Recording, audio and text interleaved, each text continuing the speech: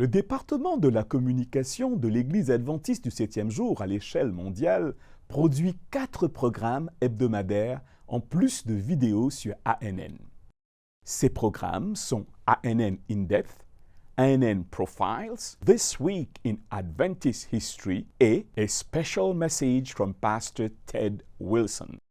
Cette semaine, vous apprendrez un peu plus sur le programme ANN In-Depth.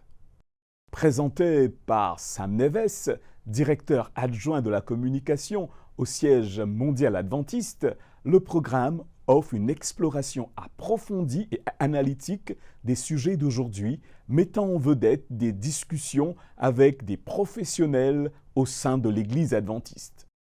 Dans des conversations récentes, Sam Neves a parlé avec la directrice de l'information ANN, Alyssa Truman, de l'avenir de la communication adventiste. Nous avons donc commencé par faire de l'évangélisation. Ensuite, nous avons eu cette génération de dirigeants qui est venue apporter la beauté du professionnalisme dans le travail que nous faisons. Communication d'entreprise. Communication d'entreprise. Aujourd'hui, nous sommes en mesure de nous appuyer sur cette base, comme il se doit. Nous devrions toujours nous appuyer sur l'héritage et le patrimoine de notre passé. Et maintenant, nous nous adaptons à ce que la société nous a jeté, là où Google nous a placés au bout des doigts des gens. Nous avons maintenant cela de professionnalisme mélangé à l'évangélisme, et cela a simplement créé cette belle synergie pour atteindre réellement le cœur et l'esprit des gens. C'est un immense privilège de pouvoir travailler sur ce sujet, mais c'est encore plus important. Il est presque passionnant de voir, même au sein de notre propre équipe, leur transformation. Les informations qu'ils reçoivent leur permettent de participer à ce projet. En effet, alors qu'ils s'efforcent d'offrir une pastorale en ligne ou rédiger des textes, d'essayer d'aider les gens à tomber amoureux de Jésus, à voir le même Jésus que nous avons vu. Voir, cela change leur propre cheminement dévotionnel. Cela change leur propre vie de prière.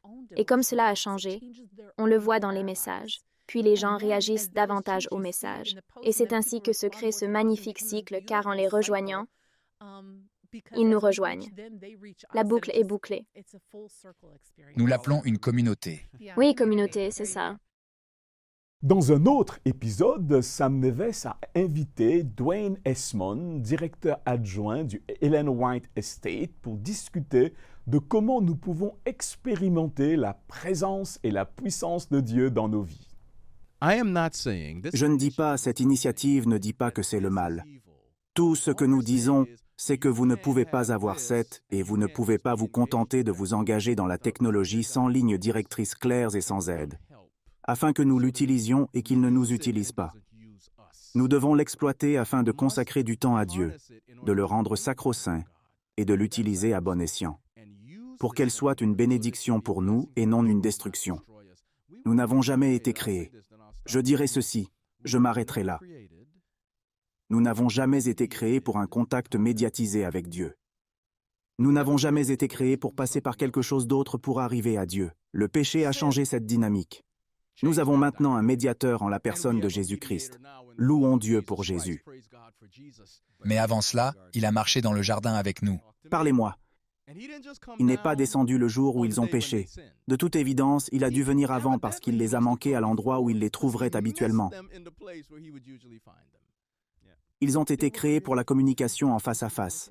Si c'est le cas, dans une nouvelle terre, nous devons faire de notre mieux pour anticiper cela dans l'ancienne version. J'aime bien cela. Le directeur adjoint de la communication au siège mondial adventiste a également interviewé Karen Glassford, directrice de l'évangélisation numérique pour l'Église adventiste du septième jour à l'échelle mondiale, pour parler de comment nous pouvons être des missionnaires numériques pour Jésus. Je pense que la prière est probablement le moyen le plus simple d'offrir de l'aide. Comment pouvons-nous prier pour vous? Une publicité qui dit « Comment puis-je prier pour vous ?» Il y a eu des situations où, personnellement, j'ai rencontré quelqu'un qui semblait extrêmement angoissé. Elle était au bout du rouleau. Je me suis arrêtée et lui ai parlé en demandant « Est-ce qu'il y a quelque chose que je peux faire? Ça va? » Je ne sais pas pour vous, mais je suis chrétien. Puis-je prier pour vous? Il semble que vous passez une journée difficile. Les gens sont choqués parce qu'ils n'ont pas l'habitude de voir quelqu'un s'occuper de ce genre de choses. Lorsqu'ils peuvent vous contacter de manière anonyme, vous ne pouvez pas les voir.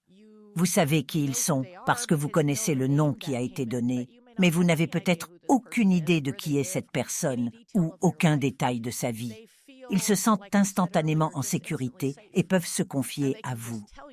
Si je traversais une période très difficile de ma vie et que je ne vous avais jamais rencontré, il est improbable que j'irai vers vous et vous dise « Pouvez-vous prier pour moi ?»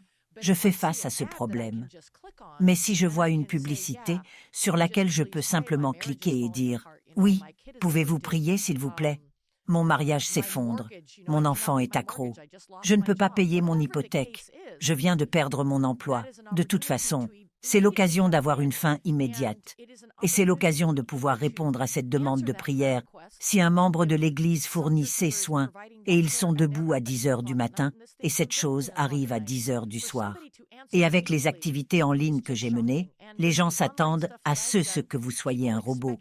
Ils s'attendent à ce que le robot réponde. Et lorsqu'ils se retrouvent face à face, pas un face à face, mais un vrai humain, ils sont en état de choc. Ils se disent « Vraiment, tu t'en soucies ?»